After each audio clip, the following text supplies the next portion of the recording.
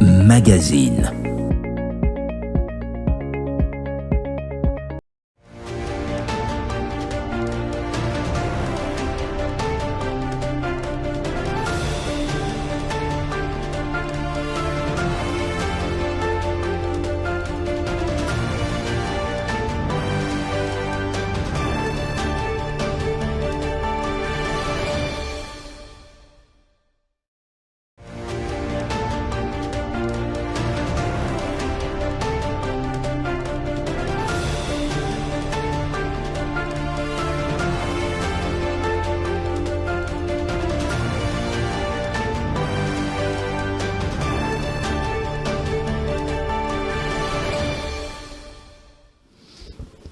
Lutte contre l'émiettement du Congo démocratique, il s'agit de notre pays.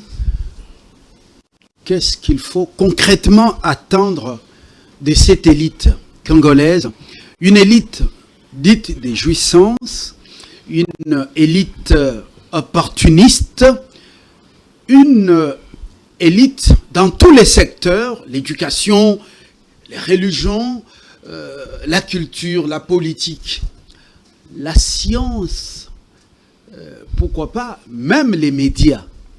Cette élite égoïste, pendant que le grand nombre des Congolais souffrent, d'autres meurent dans l'Est, oui, cette élite, pour certaines, a choisi la neutralité, qui est une lâcheté et une complicité. En ce grand jour, un jour qui nous rappelle l'assassinat ici à Kinshasa d'un dirigeant en fonction, un chef de l'État, Laurent Désiré Kabila, assassiné au palais de marbre, dans une résidence officielle, donc un palais officiel. Pourquoi a-t-il été tué? C'est une sous-question. Les bourreaux, oui, s'ils sont connus, mais les assassins, beaucoup de Congolais les connaissent déjà, mais ils ne sont pas inquiétés. D'autres cherchent même à revenir au pouvoir par le sang des Congolais. L'heure n'est plus au silence, ni à la neutralité, parce qu'un pays agressé, un pays en guerre, et qui fait face à une guerre qui a fait autant de millions de morts, même le président américain l'a reconnu à Washington, nous ne pouvons plus nous réfugier dans la neutralité coupable, complice, une neutralité dangereuse. Autour de la table, 4 règles. Freddy Mulumba Kabouayi, politologue, journaliste. Il est à mon extrême gauche. Et puis, à mon extrême droite, c'est Blaise Mukenge du média Africa TV Network. Et puis, juste après Freddy, c'est notre ami devenu, oui, notre ami Gréco Anne, juriste. C'est une ancienne avocate en France, en Belgique, qui a défendu le fils de Lumumba François, qui a défendu Kizenga Fungi, qui a également défendu Étienne Tshisekedi Wamulumba. Et le professeur Bruno Kaïmois, juste à ma gauche, plutôt à ma droite, expert en relations internationales, analyste des questions politiques et même qui maîtrise le rapport interreligieux. Après sa thèse à l'université de Bilbao chez les Jésuites dans les Pays Basques. C'est les Pays Basques en Espagne, voilà. Bon, voilà. Nous commençons par le commencement. Laurent Désiré Kabila, assassiné. Idi Kapend a fait une vingtaine d'années en prison. Il a été libéré. Mais les vrais assassins ne sont pas encore connus. Beaucoup de témoignages. Blaise, vous avez eu une interview avec Mirindi. George Mirindi, oui. Oui, qui est réfugié en Europe. Je ne cite pas le nom parce que c'est son droit aussi d'être protégé quelque part. Qu'est-ce qu'il vous a dit concrètement en fausse entrée? Qu'est-ce qu'il vous a livré comme secret? Les vrais assassins de Laurent Désiré Kabila sont-ils encore en vie? Bon, selon Georges Mirindi, que j'avais interviewé il y a plus de 6 ans, pratiquement, c'était lorsque Idi Kapent avait la grâce présidentielle que Mirindi m'avait contacté pour établir la vérité. Alors, selon lui, c'était un complot dans les milieux d'Mzé Kabila et que les bourreaux, selon ses conclusions, sont toujours vivants à ce jour. Il vous a cité quelques noms. Il charge Joseph d'abord Kabila personnellement, compte tenu du rôle qu'il avait à l'époque. Ça, c'est Mirindi. Hein? L'interview est sur ma chaîne. Vous pouvez visiter, vous aurez tous ces témoignages-là. Et puis, il met en question l'interview ou le travail documentaire de François Zeno, je pense. Je ne sais plus le nom du filmologue français qui avait réalisé un documentaire là où... Est-ce que ce n'est pas... Zatman. C'est pas Zatman, le voilà. journaliste... Arnold Zatman, oui. Oui, de la Zatman. BBC. Zakman, Voilà. qui avait qui tracé le scénario. travaillait pour le compte, je Voilà. crois, des BBC. De la Dans BBC, oui. le scénario de Zakman, Mirindi serait échappé avec une échelle, par exemple, quelqu'un qui est venu le prendre pour fuir. Alors, il a voulu répondre à cela en disant non, ces gens-là qui ont payé Zakman pour faire l'interview sont là. Et tous ces gens-là qui ont témoigné dans l'interview, Mirindi n'était pas d'accord avec eux. Y compris tous les Congolais là qui ont témoigné. Ils savaient que Joseph sait ce qui s'était passé dans l'entourage, compte tenu du rôle qui était le sien à l'époque. De Mirindi a été un peu plus clair. Voilà. Freddy Moulumba, question directe. Et nous allons y répondre. Vous allez y répondre tous les 4 aigles, de manière directe avant qu'on atterrisse dans notre thématique du jour, telle qui est annoncée. Excusez-nous, on a commencé avec un léger retard. Le direct a toujours des aléas. Freddy Moulumba, pourquoi Laurent Désiré Kabila est tué dans sa résidence officielle à Kinshasa il y a exactement, c'est 25 ans. Oui. 25 ans parce que c'était en 2000, plutôt en 2001. Pourquoi il est tué et puis remplacé par son soi-disant fils que lui, Michel, et la bande des Occidentaux nous ont imposé ici. Oui, je pense qu'il faut que je parte d'un exemple, d'une information.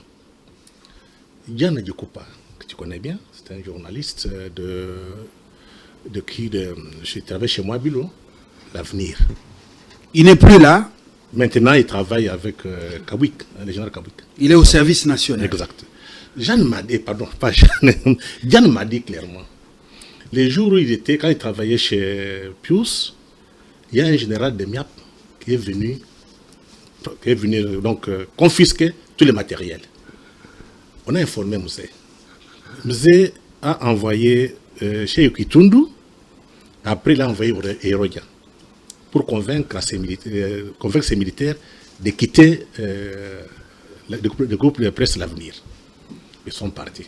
Maintenant, Erodia a préparé une rencontre entre Diana et Mzé Kabila. Diana ne savait pas.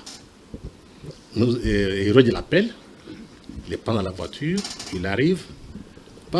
Vice-Mobilou était proche de Yerodi Abdoulaye Ndombassi, l'ancien vice-président de la République, mais à l'époque directeur de cabinet de Laurent Désiré Kabila, avant d'être ministre, juste, je sais pas, de l'enseignement supérieur et universitaire. Je maîtrise bien cette page d'histoire.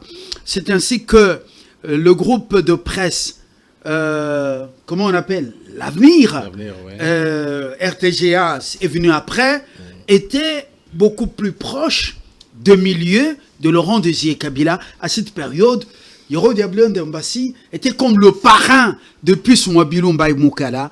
Je referme la parenthèse. Ok. Maintenant, Mzé il voit Diana.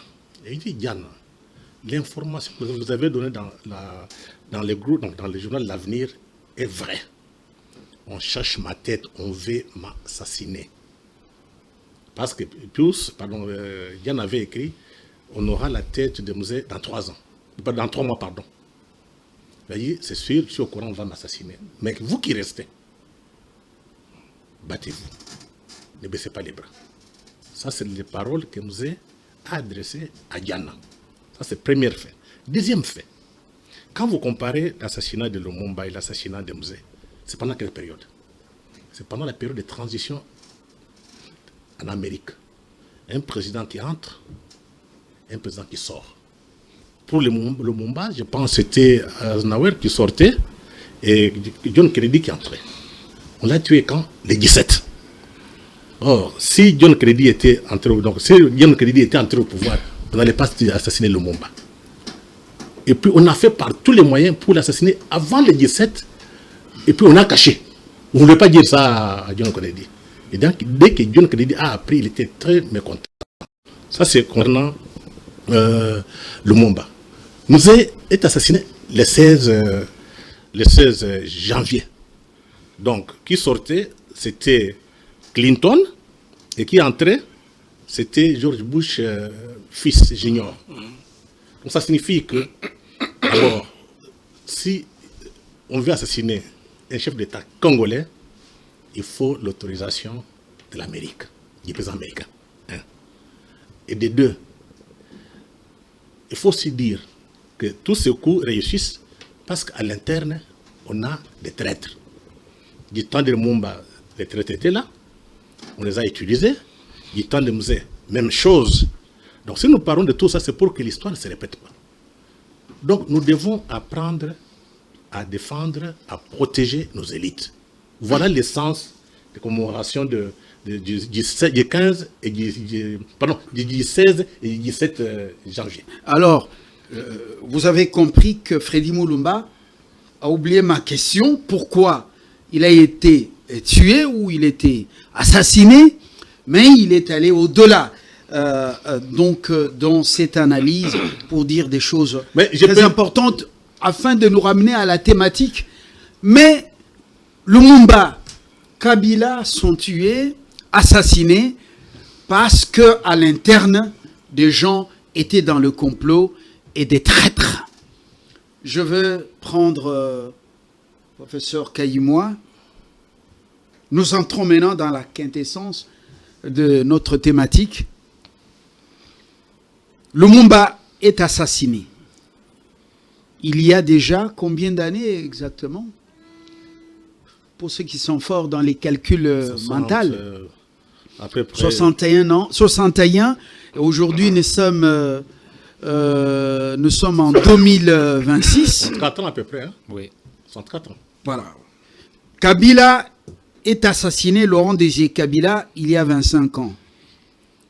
Le pays est agressé, et les Congolais meurent, il y a un génocide, le plus grand du monde. Les traîtres à l'interne sont toujours nombreux et très têtus. Est-ce que nous avons tiré les leçons de l'assassinat de ces deux dirigeants congolais? Oui, est-ce que nous avons tiré les leçons de l'assassinat de ces deux dirigeants congolais? Je vais dire oui ou non. Oui et non. Majoritairement non, mais il y a des gens dans ces pays qui ont tiré les leçons de l'assassinat de ces deux héros et même de tous les événements du passé. Et donc, c'est vraiment une question pertinente et la question nous amène à dire, je crois que cette question est directement connectée à notre sujet, pour dire, dans une société qui veut que le peuple vive dans la liberté, qui veut qu'il y ait développement et stabilité, il ne faut toujours pas attendre que tout le monde soit conscient, tout le monde comprenne les enjeux. Il faut qu'il y ait au minimum un petit groupe de gens qui doivent prendre conscience à temps et qui doivent de temps en temps tirer la sonnette d'alarme pour dire on ne doit pas prendre telle direction, on doit prendre telle autre direction.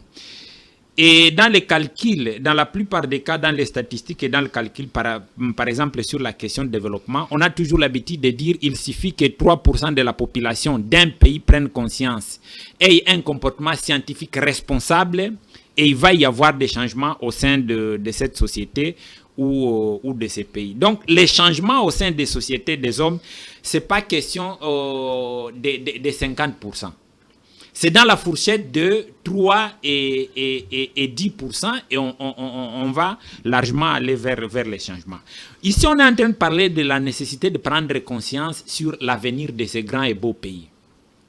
Il est important qu'il y ait un minimum de gens qui doivent savoir qu'est-ce qu'il faut faire, qui doivent comprendre qu'il n'y a que le Congolais qui doivent s'arranger, qui doivent travailler pour pouvoir résoudre les problèmes internes du pays, chercher le bonheur de la population congolaise, et des solutions comme ça ne doivent pas venir de l'étranger. De l'étranger, qu'est-ce qu'on doit espérer?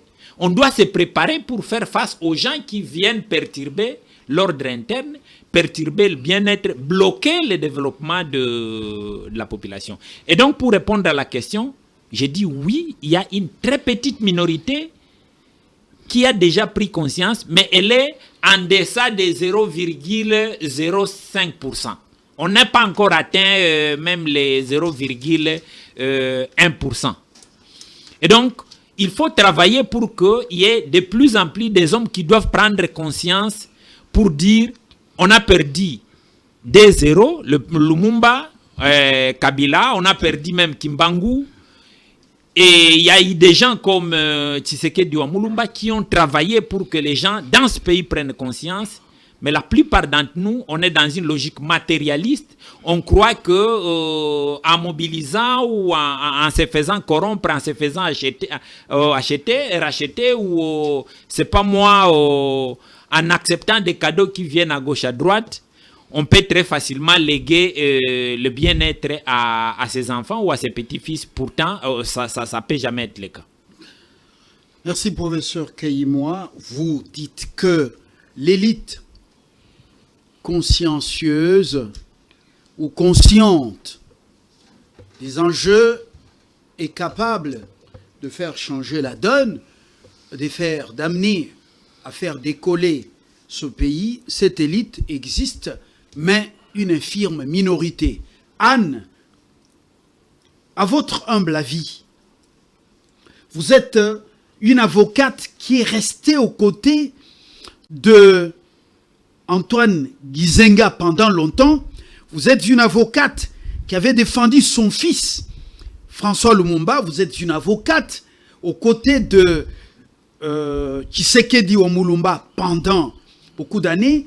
Et pendant toutes les dictatures, vous avez été toujours à l'avant-plan dans la diaspora congolaise en train de manifester. Et vous n'avez jamais eu votre langue, vous n'avez jamais eu peur de dénoncer ces dictatures. Dites-nous, pourquoi Lumumba, pourquoi Kabila, Kabila Laurent, sont-ils assassinés par l'Occident avec la complicité des Congolais? Écoutez, en ce qui concerne Patrice Lumumba, il a été assassiné dès qu'il a été nommé Premier ministre, enlevé. Il a été transporté au Katanga et ensuite assassiné le 17 janvier. Demain, ce sera la commémoration du premier martyr de la décolonisation, où que ce soit, pas simplement du Congo, et qui de surcroît était le Premier ministre. Et on a fait courir quel bruit? Le bruit qu'il était communiste. Le même bruit qu'on a fait courir sur Mossadegh, qui a voulu nationaliser le pétrole en Iran. Et alors, on a dit, il est communiste. Pas du tout. Être nationaliste, être patriote, ce n'est pas être communiste. C'est avoir le souci du peuple. Alors, vous n'allez pas faire le parallèle entre les deux assassinats. Parce que Laurent Désiré Kabila. On a été le chercher. Qui a été le chercher? Ceux qui l'ont financé et armé. Et qui sont-ils? La haute finance. C'était un braconnier. Ce n'était pas un patriote. Oui, il avait fait la révolution et il avait été du temps de Lumumba comme Pierre Munedé. Aucune comparaison. Che Guevara a écrit sur Laurent Désiré Kabila et il a dit ce n'est pas révolutionnaire. Ce n'est pas, c'est une perrette, non. C'était un braconnier. On a été chercher pour détruire le Congo, l'ex-Zaïre, hein, que j'appelle le Congo, mais c'est la même chose. On a été chercher un braconnier, un vendeur d'op ambulant, un taximan. Ce sont les trois qui sont les artisans de l'infiltration actuelle au Congo. Aujourd'hui, c'est quand même curieux, c'est tombé, je t'ai averti il y a 1 heure de votre émission, mais je me suis senti la force parce que je n'avais pas, je dis, il faut quand même le dire. Comment peut-on mettre Laurent Désiré Kabila comme un héros de la RDC? Mais on est tombé de lit, quoi. Non, non. Laurent Désiré Kabila n'est pas un révolutionnaire, dans le sens qu'il voulait apporter le changement, l'indépendance au Congo. La mort de Lumumba, vous avez vu comment il a été torturé.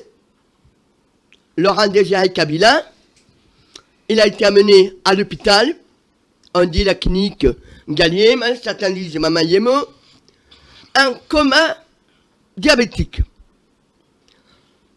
C'est une religieuse belge qui a téléphoné à Louis Michel pour lui indiquer. On a ramené le corps comateux de Laurent Désiré Kabila au Palais de la Nation et on a fait du temps. Et tous les témoins ont été éliminés. Il faut dépoussiérer l'histoire belge, hein, l'histoire congolaise. Parce que derrière Laurent Désiré Kabila, c'est la haute finance. Je parle des États-Unis, des Belges, des Français, des Anglo-Saxons. Vous savez, moi, je suis né et j'ai eu mon enfance à un moment où arrivait la décolonisation. Mais vous ne pouvez pas savoir ce que c'est comme sentiment. Bon, d'abord, du fait de mon caractère et aussi de mon père, mais j'avais 10 ans, 9 ans, et j'apprenais décolonisation. Mais je trouvais ça formidable. Et au contraire, depuis lors, on a tout fait à quelques pays que ce soit du continent africain de casser cette décolonisation. Vous croyez que ça me fait plaisir? Pas parce que vous êtes africain, homme de couleur, non. En tant qu'être humain, en tant que je veux me réaliser et que je veux que mes semblables se réalisent, c'est un échec. Alors, vous n'allez pas mettre l'assassinat de Lumumba, qui était porteur d'espoir, un peu comme Étienne Tshisekedi, parce que aujourd'hui, malheureusement, ce n'est pas le sujet, mais je dois un jour vous dire comment on a préparé de faire en sorte qu'Étienne soit cassé dans les années 95 et 96. Voilà. Attendez. Et alors, vous me dites l'élite. Autrefois, si vous regardez bien le régime de Mobutu, on voulait être dans le pouvoir. Mais il n'y avait pas dans l'entourage de Mobutu des opportunistes comme nous le voyons aujourd'hui. Il y avait des gens qui voulaient se faire remarquer pour être Premier ministre, Ngunza Carbone, de tout ça, mais nous n'avons pas ce que nous a apporté Laurent Désiré Kabila. Qu'est-ce qu'il nous a apporté? Il nous a apporté la fameuse élite, qui n'est pas une élite. Qui n'est pas une élite. ce sont des opportunistes. Alors, nous avons actuellement le vendeur d'offres que j'appelle le Maigrichon, qui est à Kigali, qui nous sort des histoires invraisemblables, jour après jour, suivant le cours de l'histoire. Hein? Aujourd'hui, il dit que c'était des agents, le Kivu, agents du Rwanda. Mais pas du tout. Pas du tout. Et nous avons le taximan, qui n'est pas le fils de Laurent Désiré Kabila, mais qui était dans la même mouvance de braconnage. Eh bien, nous avons ce genre d'individu qui se permet d'aller voir Sassou Nguesso, dont je n'ai aucune confiance à Sassou Nguesso. Parce que je sais ce qu'il est. Je sais ce qui s'est passé à Potopoto. Il est qui? Attendez. Il est qui? Je n'ai aucune confiance. Il est allé voir Lorenzo. C'est pas Lorenzo qui les a convoqués. C'est eux qui se sont allés. Alors, n'essayez pas de faire dire aujourd'hui qu'il y a une élite. L'élite, c'est qui? Katumbi, Soriano, Darniano. Mais attendez, on plaisante quoi? Nous avons ce genre d'individus après que Mobutu soit tombé. On avait eu, au temps de la conférence nationale souveraine, King Wadon de Léon Leblich, qui était un sujet rwandais aussi, par sa mère, et polonais par son père. Mais nous n'avons pas ce que nous avons aujourd'hui, de voir ce type Katumbi, Soriano, Daniano et d'autres noms, qui se dit d'abord citoyen grec, italien, espagnol, zambien, congolais. À force d'avoir des nationalités, il n'en a aucune. Et on n'a pas besoin de genre d'individus. Voilà. Alors, je vais revenir à vous. Je vais revenir à vous parce qu'on continue très important. Cet échange, ce que vous affirmez, je crois que c'est discutable un peu. Vous avez fait des révélations troublantes quand même sur certaines personnalités. Vous n'avez pas confiance au voisin Sassou Nguesso. Il n'est plus... ce n'est pas un gendarme au service de la France. Peut-être que vous avez vos raisons à vous. Mukenge, Oui. dites-nous, est-ce qu'avec cette élite, tous ces gens que vous voyez dans la religion, dans la politique, dans les affaires, ces opportunistes, quand vous regardez l'élite, parce que le peuple est dirigé par l'élite, quand vous regardez l'élite dans tout, même le domaine qui est le nôtre, est-ce que vous avez l'espoir que ce pays sera sauvé de la prédation de ces globalistes? Ce pays sera sauvé de ces vautours. En tout cas, sous le plan purement religieux de la foi, j'ai la foi que le pays avancera. Mais pratiquement, qu'est-ce qui se passe dans ce pays? Vous savez, les 18 ans de Kabila ici nous a aidé sérieusement à nous enfoncer, je vous dis, mon frère. On a ôté aux Congolais l'opportunité d'apprendre le patriotisme, c'est-à-dire l'amour du pays. En lieu place, on a mis autre chose. Tout ce qui était congolité qui mettait mal à l'aise, les gens venus d'ailleurs, n'étaient pas considérés. Alors on a une élite qui s'est développée, inscrite bien sûr, qui connaît bien entreprendre, mais qui est un peu gourmande, qui est un peu dans le civisme, qui est surtout dans l'égocentrisme, surtout ça. Vous avez remarqué que les Congolais, quel que soit d'où ils viennent, vous voyez ceux qui sont de Tshisekedi, local ici de l'UDPS, opposants, ceux qui sont venus de Kabila, ceux qui sont venus de l'Europe, et tout le monde se compose tous de la même façon, ils ont le même instinct. Et pourtant, on devrait avoir une différence nette entre Même ceux de l'Europe, ceux qui dénonçaient ceux qui viennent de Kabila. la gouvernance de Kabila, il y en a méconnaissables. Donc, tout le monde se comporte en mercenaire dans sa propre maison. Yeah. Qu'est-ce qui explique cette méchanceté ici? Non, c'est pas une méchanceté. Si on peut parler des cercles mystiques. Mais vous habitez à l'étranger. Freddy, vous avez vécu à l'étranger. Vous avez vécu à l'étranger. Mais les soi-disant blancs, les occidentaux, même quand ils sont dans les cercles mystiques, ils gardent quand même une âme pour leur peuple, non? Et qu'est-ce qui explique cette méchanceté ici des Congolais? c'est la perception de la réussite en RDC. La perception de la réussite. Parce que c'est une course à l'opportunisme, en quelque sorte. C'est ça, la réussir, non? À atteindre un certain moyen de satisfaction matérielle et compagnie. Maintenant, pour eux, la plupart d'entre eux, tous les moyens sont bons pourvu qu'on atteigne son objectif. Malheureusement, cela n'aide pas la République. Et puis, avec le manque des clients de patriotisme, il est difficile qu'une société normale comme ça s'instructure pour qu'elle aille de l'avant. Les professeurs, comme vous avez dit très bien ici, il suffit qu'il y ait un changement de 3%. Vous commencez à sentir le changement. Hein, c'est 3% seulement des personnes qui changent. Ça va se répercuter dans toute la société. Mais malheureusement, au pays, ce n'est pas ça que nous avons. Je pense très bien qu'il faut nous redéfinir encore, avoir une culture, n'est-ce pas, des responsabilités et surtout les patriotismes très importants. Parce que sans cela, nous commencerons à faire les choses rapidement, se précipitant sur l'opportunité, s'empiétant les uns sur les autres, des fois disqualifiant même les gens qui méritent. Hein, parce qu'on dit l'homme qu'il faut à la place qu'il faut, selon les spécialités d'un domaine ou l'autre. Alors, avide de chercher, à se retrouver, à chercher l'opportunité malgré qu'on ne qualifie pas. On ne connaît pas les meilleurs des prérequis de quoi que ce soit, mais on saute sur l'opportunité. Il est très important, les Congolais, qu'on puisse raviver surtout le patriotisme. Sans cela, je ne vois pas où est-ce que nous allons aller. Nous serons toujours en train de tourner en rond, espérant, et les vautours sont là dehors, hein. Les multinationales, la haute finance, comme elle a dit, la haute finance, les anglo-saxons, les américains, les français, les belges, ils sont là derrière comme des vautours. Freddy Mulumba, vous avez vu comment Maduro, Nicolas, a été cueilli comme un fruit pas encore mûr à Caracas. Vous avez vu comment l'homme de la Libye a parlé de la monnaie africaine, la monnaie commune.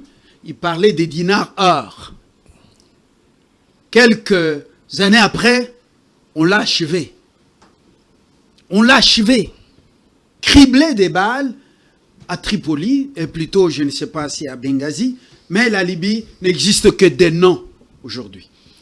Saddam Hussein, lorsqu'il avait pris la décision de vendre le pétrole, non pas en dollars, eh bien, quelques années après, vous avez vu le sort qu'il a connu, jugé, une comédie judiciaire pendue.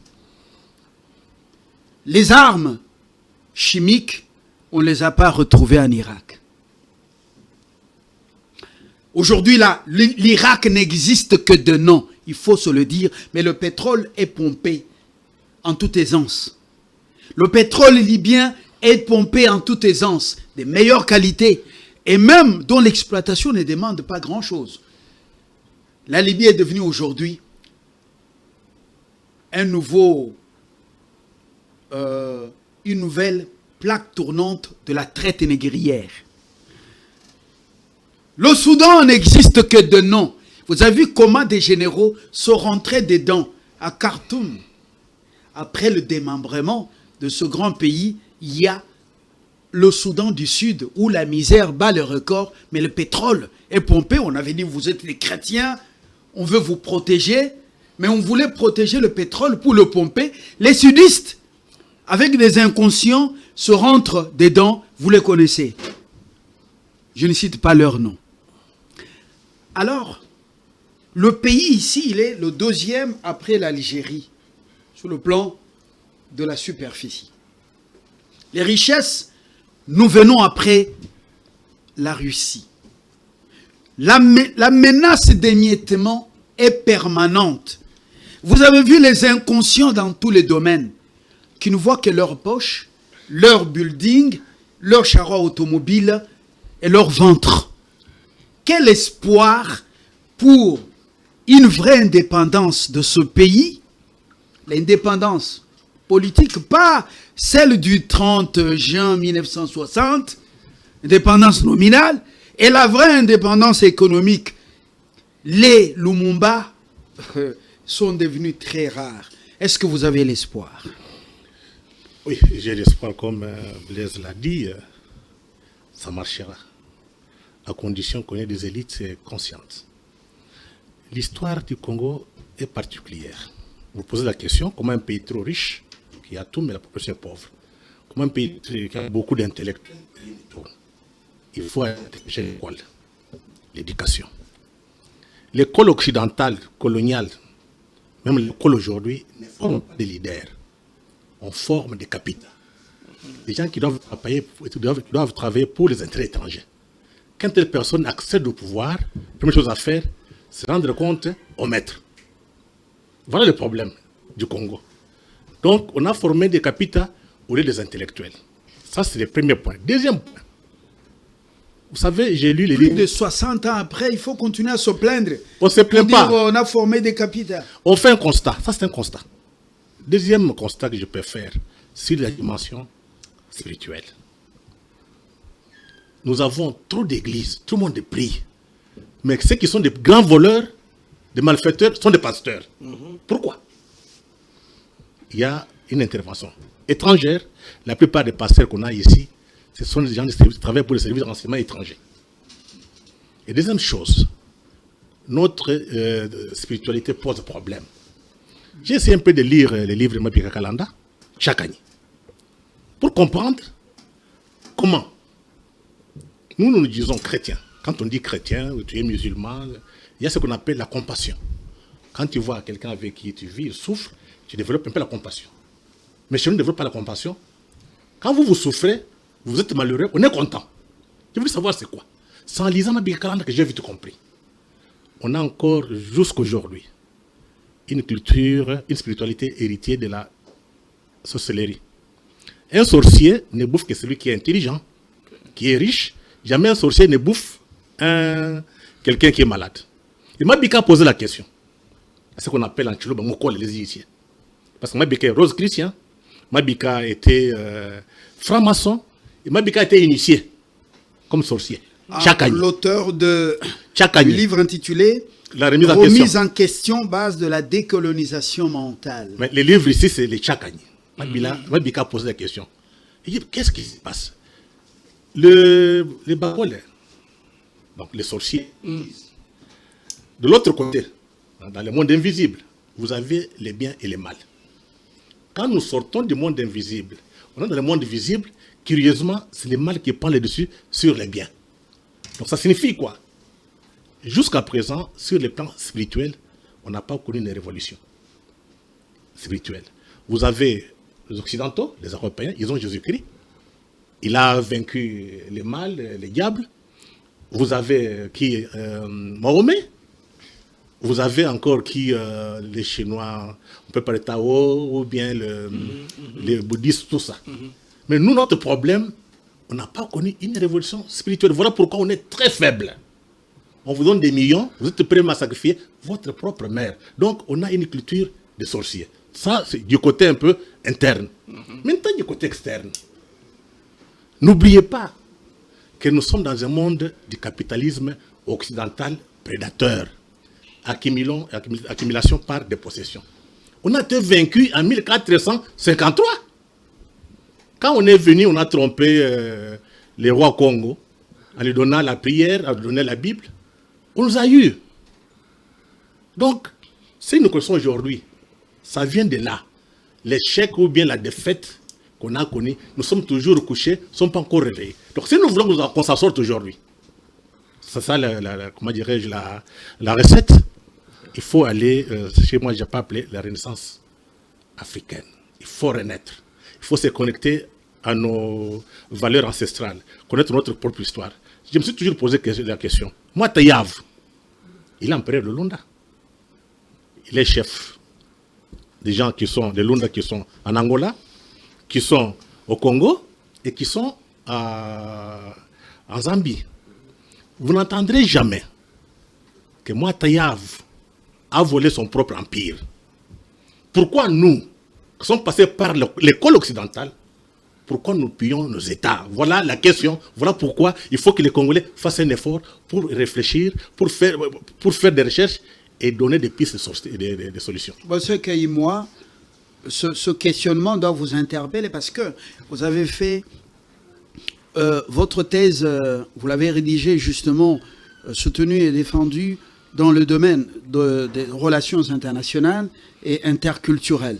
Alors, ce questionnement doit vous interpeller franchement. Comment expliquer que les produit des écoles modernes ou de l'école dite des Blancs, même quand ils sont dans les loges, je ne sais pas comment vous appelez ça, l'Orient, des saucives, francs-maçons, tout ça, Rose-Croix, quand vous entrez, les Africains entrent dans ces loges, ils deviennent pires, un cœur de pierre.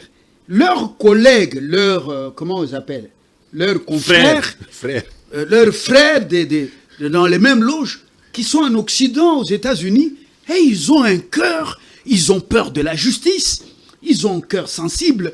Lorsque le peuple souffre, qu'est-ce qui fait même ceux qui sont allés à l'école de Blanc, ils ont abandonné la sorcellerie locale ou nationale quand même. Oui, Fabien, c'est vraiment une question très, très intéressante. Vous regardez le peuple qui souffre à côté de vous. Il y a des détails. Mais vous aimez seulement qu'on vous loue. Et puis l'ennemi, vous complotez avec l'ennemi. Et comment expliquer que nous soyons remplis du Saint-Esprit? Nous allons jusqu'à Kigali pour louer, faire les louanges de l'assassin des Congolais, Kagame. Vous amassez des milliards. Mais vous allez entrer dans la brousse. Vous achetez les armes. Les Congolais meurent. Et puis vous voulez aller dialoguer pour revenir, pour prendre les postes, je ne sais pas. Et puis, quel Saint-Esprit, je me demande, il vient d'où? Il vient du fait que je vais aller tout droit au but. Le contenu n'est pas le même. Ça, je dois l'avouer. Le contenu de ce qui est dit dans les écoles que nous avons hérité de colons, et même ce cercle, le contenu n'a jamais été le même. Laissez-moi vous dire une chose, vrai. Les écoles qui étaient venues chez nous avant l'indépendance avaient des livres. Après l'indépendance, les Belges avaient déployé des agents pour commencer à retirer certains livres très importants dans toutes les écoles de la République démocratique du Congo. Menez des enquêtes, je vous défie. De 1960 jusqu'en 1970, les bibliothèques étaient en train d'être vidées de nos écoles par certains livres les plus importants. Et ceux qui ont fait ces tâches étaient plus dans les cercles des missionnaires de l'Église catholique. Je ferme la parenthèse. Et dans la suite, on a initié des programmes qui étaient parfois soutenus par des gens qui ne comprenaient pas la vraie direction qu'il fallait donner à l'éducation, enseignement primaire, enseignement secondaire, enseignement universitaire. Donc parfois dans les milieux des élites, nous avons des gens inutiles qui ont été ascensés juste par les Occidentaux parce qu'ils étaient conscients que ce qu'ils étaient en train de dire n'allait pas servir nos sociétés. Rentrons au niveau de nos églises.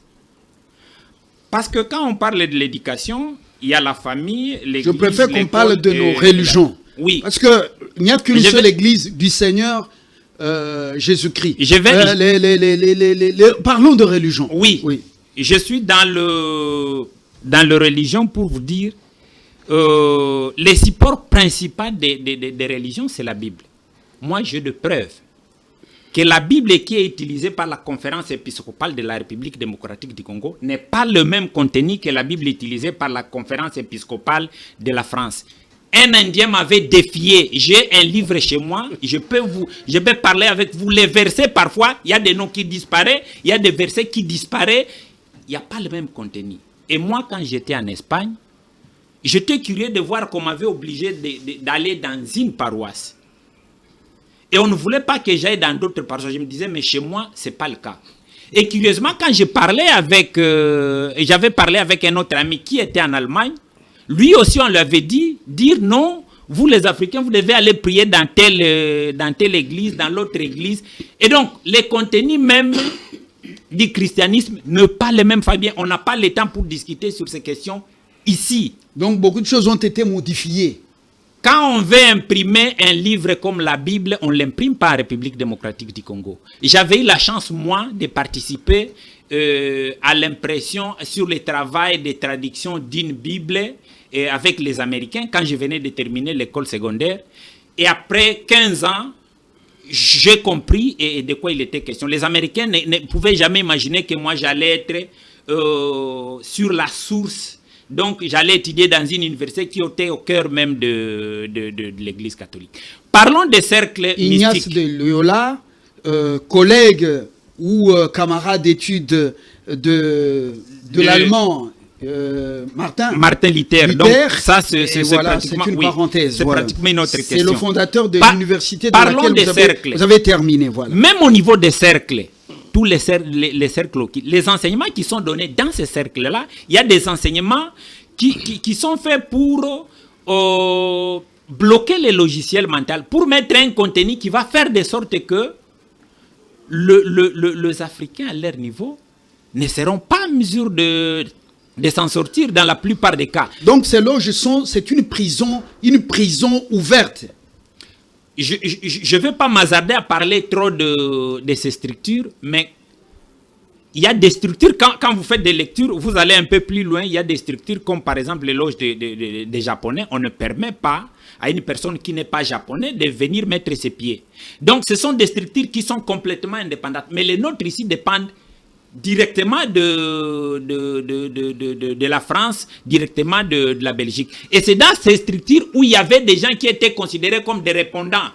Le président du Gabon était en France, ce n'était pas tout ce que l'on connaissait. Le président du Cameroun, le président de la République. Donc, c'est dans ces structures où il y avait des gens qui étaient dans ces structures en France ou en Belgique, qui étaient considérés comme des vrais présidents, qui pensaient et envoyaient, imposaient des décisions aux présidents qui étaient dans notre pays. Et donc, je reviens sur ce que j'ai dit.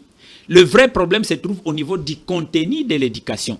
Quel est le contenu que vous voulez donner à votre système éducatif? Et pour avoir un système éducatif de qualité, on ne doit jamais importer, on ne doit jamais accepter de temps en temps des cadeaux, par exemple des livres de publication. Chaque institution, chaque système éducatif doit pouvoir penser, doit pouvoir sélectionner les types de livres ou des ouvrages qui doivent être utilisés dans ce système. Mais nous, on se contente d'une réalité telle que les autres achètent des livres de la pour coopération nous. technique belge. Ça ne doit pas se faire. On doit arrêter avec on ne le vérifie pas. On vient seulement gaver les enfants de ces livres. Et pour finir, je reviens sur la question qui a été posée au début. Oui, il y a des élites dans ces pays qui ont payé parfois le prix de leur vie. Moi, j'avais rencontré Samba Kaputo, il était mon professeur d'histoire politique du Congo vers les derniers temps de sa vie. J'avais eu un débat beaucoup plus intéressant avec lui. J'avais eu aussi le privilège d'être avec Monseigneur Muzirwa 6 heures avant qu'il soit assassiné à Bukavu. Mais est-ce que vous savez les débats qu'il y a à l'intérieur de l'Église catholique? C'est lui qui devrait être béatifié. Pas celui qu'on a on a béatifié, je ne sais pas moi dans quelles conditions. Même le Vatican n'a pas voulu le béatifier parce que c'était un nationaliste. Et moi j'ai été scandalisé de voir qu'il y a eu un pape jésuite qui n'a pas su entreprendre des démarches. Même les jésuites l'ont laissé, l'ont abandonné. Il y a mon ancien recteur de l'université catholique de Bukavu où j'avais commencé les études, Jean-Charles Magabe, qui était installé gouverneur quand Mouzé venait de venir. J'avais participé à cette élection-là. Et après, quand le RCD était venu, il avait réussi à fuir pour aller à se réfugier à Bruxelles. Mais c'est au niveau de Bruxelles où on a tué Jean-Charles Magabe. Et donc, il y a des gens qui ont payé leur prix et les autres, on doit savoir regarder et nous mettre à la hauteur des jeux pour savoir jouer les jeux. Parce qu'on est dans un jeu, on doit s'adapter. On doit se mettre à la hauteur des enjeux. Merci Kaïmou Maneno pour ces révélations. C'est terrible. Anne, est-ce que quand vous observez les Congolais, l'élite, est-ce qu'on a une élite sur laquelle on peut compter, la masse peut compter pour une vraie libération de ce pays et de ce peuple? Je vais vous dire d'abord la cicatrice du sang. Et ça, personne ne peut les enlever. Il y a eu une feuille de route que nous ne connaissions pas. Mais que les trois, Laurent Désiré Kabila, éliminés, ST2, Paul Kagame et Hippolyte Kanembe, qui se faisait appeler par le faux curriculum vitae des Belges, Joseph Kabila, nous ne connaissions pas le feuille de route. Pendant que Kagame, aidé par les Occidentaux, génocidé dans les régions de l'Est, c'est qu'on lui avait dit de le faire. Il n'était pas un chef de guerre, il n'est pas sorti d'une grande école, il n'est pas un stratège. On lui disait de le faire. C'était les Canadiens, c'était les Américains, c'était les Belges, c'était les Français. Et que faisait Hippolyte Kanembe? Lui, il s'occupait de détruire le pays ailleurs que dans l'Est. Pourquoi? Dans les provinces, les autres provinces de la RDC, les gens étaient persécutés et pour fuir, venaient se réfugier à Kinshasa. Regardez comment Kinshasa était à la mort de Mobutu en septembre 1997, c'était déjà Laurent Désiré Kabila, et comment elle était, Kinshasa était en 2019, quand Félix Tshisekedi est devenu président de la RDC. C'était une paupérisation des communes champignons, des bidonvilles, et c'était fait exprès. Parce qu'on savait, les Belges le savaient, les Occidentaux le savaient, les géologues le savaient, que c'était une zone marécageuse. Donc on allait se construire des bidonvilles et on vidait les campagnes. Si aujourd'hui, vous avez ce problème à Kinshasa, parce que ça n'a jamais été, les marais, le marécage n'a jamais été asséché, c'était volontaire. Et si aujourd'hui, nous avons des légumes et des fruits locaux qui coûtent très cher, c'était aussi une volonté délibérée. Parce que on a cassé les infrastructures pour pouvoir les transformer. On a enlevé les paysans, on les a fait venir à Kinshasa. Donc vous voyez que cette destruction a été volontaire. On a tué la Miba. Pardon. On a tué la Miba pour amener les trésors et les diamantaires à Kinshasa et faire la moto. Et ça, on ne regarde même pas. Et quand tout à l'heure, vous avez pris le sujet de dire, est-ce que les pritomanes du pays est l'élite? De quelle élite nous parlons? De celle dont le président Fachi est obligé de côtoyer, non pas parce qu'il veut être avec eux, mais parce qu'il est en train de vouloir connaître le dessous des cartes. Parce que nous ne connaissons pas totalement. Quand on fait appel à quelqu'un qui était pour la réforme de la Constitution, et qu'on l'appelle dans le gouvernement Tumina de Muzito, et que Muzito arrive à nous dire que Kabila doit venir au pays, tout ça, mais il est condamné à mort, on se fiche de la justice. On n'a pas fait jusqu'à présent la vérité sur Kabila Joseph, qui était un agent de l'étranger, qui était un Rwandais. Alors, vous ne pouvez pas parler de génocide, vous ne pouvez pas parler des martyrs des femmes, des tortures, si vous écartez cette zone-là. Alors, s'il vous plaît, la ville de Kinshasa a été volontairement détruite à dessein. Maintenant, vous voyez, on construit à Gombe. Gombe, c'est inondé. On construit à Limette. C'est inondé. Parce que les marais n'ont pas été assiégés. Je suis d'origine italienne. Vous savez que la Toscane et les Pouilles, c'est-à-dire une zone au nord et l'autre au sud, étaient des marécages, mais ils ont été asséchés. Et aujourd'hui, nous avons des vignobles, nous avons des oliviers, nous avons des tas nous avons du blé. Alors, la terre, il faut l'entretenir. Alors, quand il y a eu le film là de Thierry Michel, où le professeur Robert Mukendi dit, au Zaïre, il suffit un sème, il pleut, ça pousse tout seul. Non. L'agriculture, elle peut la cultiver. Voilà. Vous parliez du voisin, Denis Sassou Nguesso, mais nous sommes des voisins. Lorsqu'il les reçoit, celui que vous appelez Hippolyte Kanambé, où il reçoit d'autres pour qu'il y ait la paix chez les voisins, où est le mal? En quoi est-ce qu'il sert la France? En quoi est-ce que il sert l'adversaire ou l'ennemi? Je me fais toujours le retour en arrière. D'abord parce que j'ai l'esprit d'escalier. Hein? Moi, je me souviens très bien comment le Zaïre a commencé à être détruit par les intellectuels, aussi étrangers, qui se servaient des pseudo-intellectuels zaïrois. Je pense justement à Thierry Michel. Je lui ai dit qu'il était un agent sioniste, mondialiste. Agent sioniste mondialiste? Oui, bien sûr. Il faut dire aux gens ce qu'ils sont. Hein. Il ne faut pas avoir peur à être diplomate, tout ça. Quelquefois, il faut les secouer et les mettre face, leurs yeux face à leurs orbites.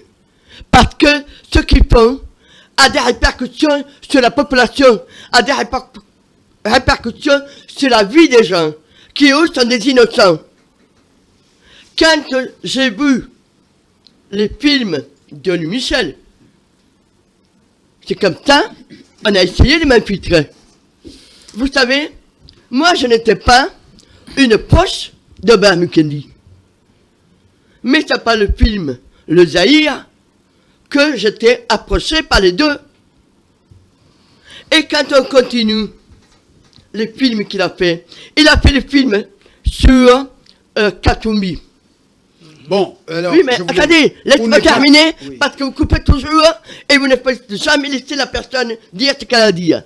Il a fait le film sur Mukunge. Et vous savez bien qu'il y a simplement, pas simplement d'armée, de financer l'armée, mais aussi de manipuler les intellectuels. Et ça, c'est très grave.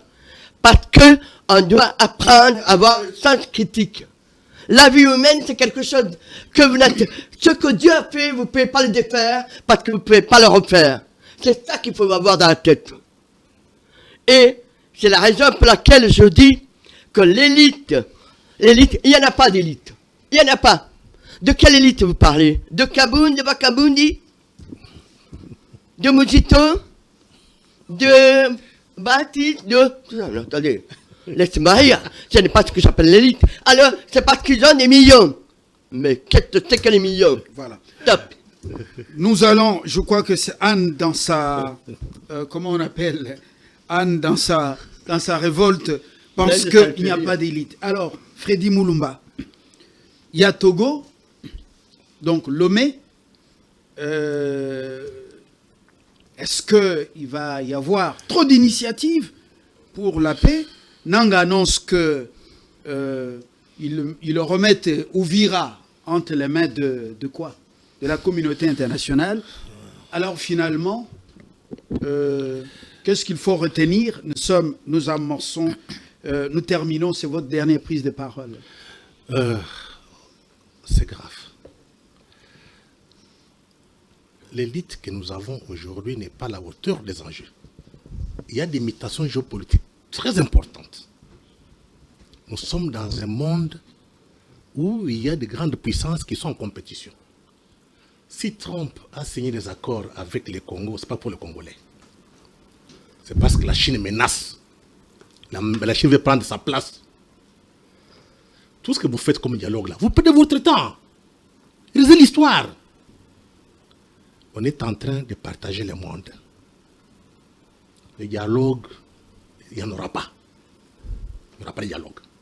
Par contre, qu'est-ce qui vous fait dire qu'il n'y aura pas de dialogue? C'est l'histoire qui nous aide à comprendre où est-ce qu'on part. Actuellement, tout est question de rapport de force.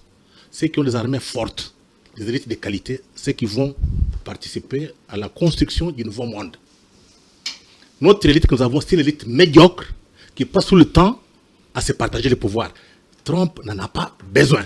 Trump a besoin d'un État stable, une armée, une administration, une justice. Ça, ce n'est pas une question de politiciens, c'est une question des intellectuels qui doivent produire une nouvelle pensée, montrer la voie à suivre. Voilà les problèmes du Congo.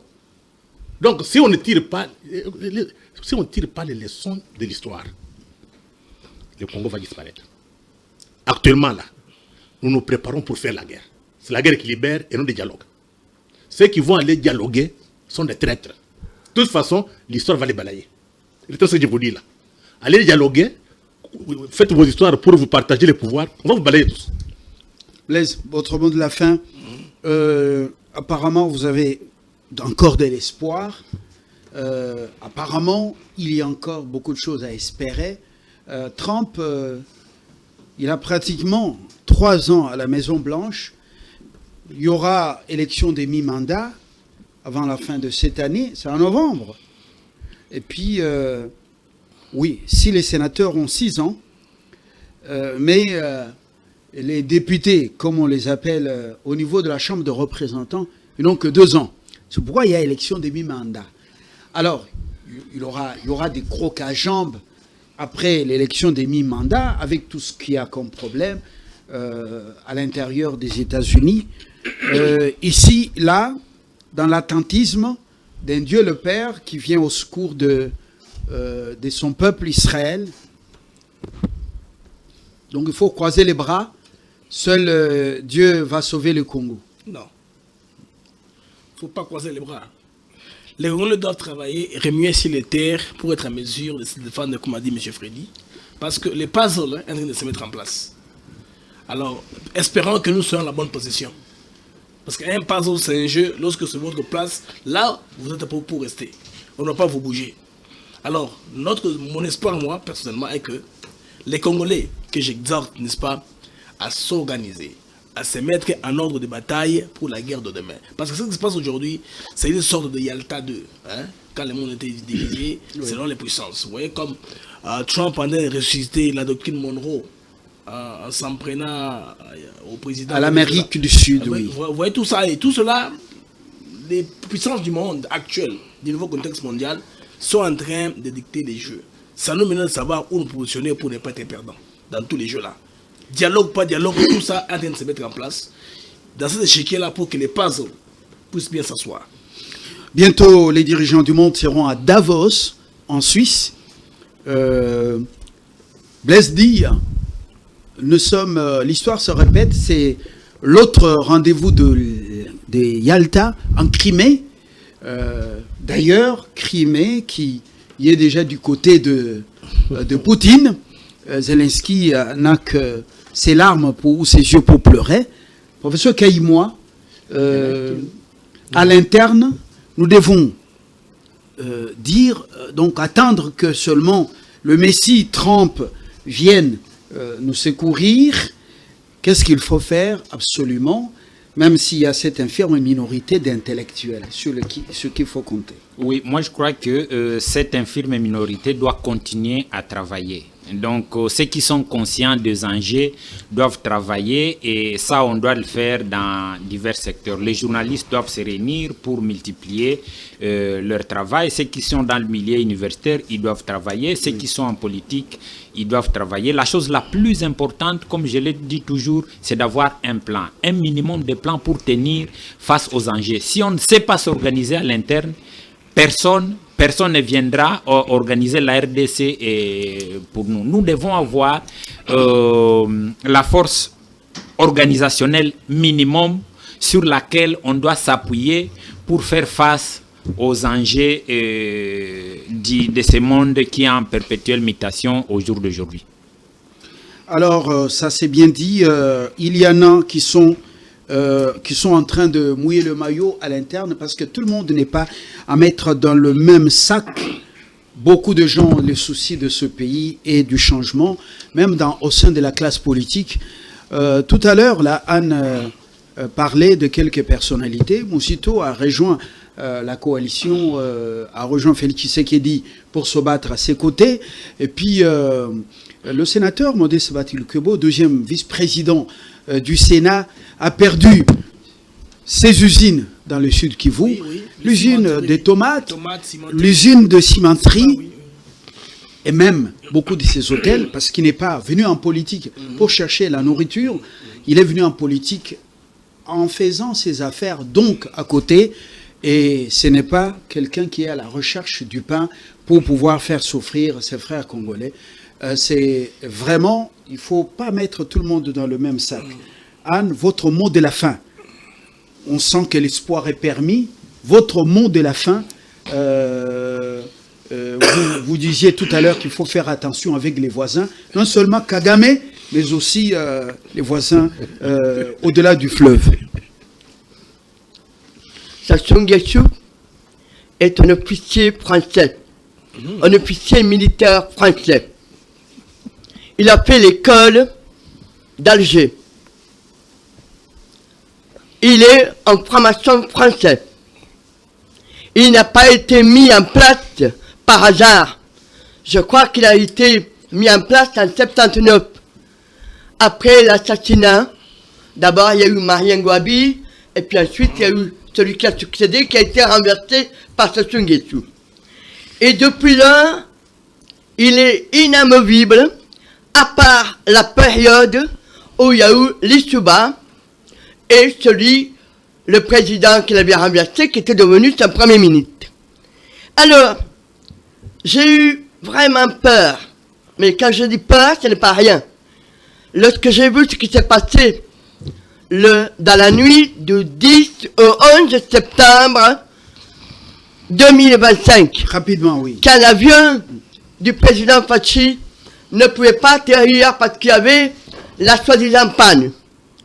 Et là, le président Fachi a donné la dimension d'un homme d'État. Parce que s'il avait atterri à Brazzaville, il ne faut pas oublier une chose, c'est qu'entre Brazzaville et le Rwanda, il y a un accord d'assistance et partenariat militaire signé par Kistel Sassou Nguesso, le fils de Denis Sassou Nguesso. Et nous avons 2410 km de frontières fluviales. Ça veut dire qu'il y a les mêmes ethnies de part et d'autre. Et que la guerre elle peut être très, très désastreuse pour les populations. Ça veut dire qu'il n'a même pas compté à ça. Et là, le président Fachi a donné sa vraie dimension d'État. Mourir pour mourir, je préfère mourir au Congo. Alors, vous comprenez que quand je le vois faire venir Kabila, Joseph, le faux Kabila, je ne peux pas accepter ça. Je me bats pour le peuple congolais. Et quand je dis que je me bats pour lui, ce n'est pas avec les armes, avec ce que je peux faire pour lui. Et nous avons un problème, c'est que nous avons 65 ans, bientôt 66 ans d'indépendance, qui n'en est pas une. Merci Anne. Anne, depuis sa jeunesse, moi j'étais encore tout petit, j'ai découvert que Anne est dans ce combat pour le Congo et les Congolais depuis longtemps. J'étais encore un petit garçon à l'école primaire et j'ai commencé à beaucoup la respecter. C'est pas pour rien que je l'invite. D'ailleurs, elle a un petit souci de santé. Elle n'a pas lu mon message depuis hier. Mais quand elle a lu, après le deuil de Florent Ngandou, elle était allée aux obsèques. Alors, elle a lu le message, elle a pris le taxi pour venir. Cette femme, c'est une grande dame qu'il faut. Elle est la première à nous avoir révélé que Joseph Kabila, c'est un faux. Joseph Kabila, c'est Hippolyte Kanambe. Et elle a sorti l'arsenal. Jean-Pierre Bemba est venu après nous révéler certaines choses. Espoir est permis. Un pays sérieux, avec des gens sérieux, en cette période ici, ne pouvait même pas avoir des débats contradictoires.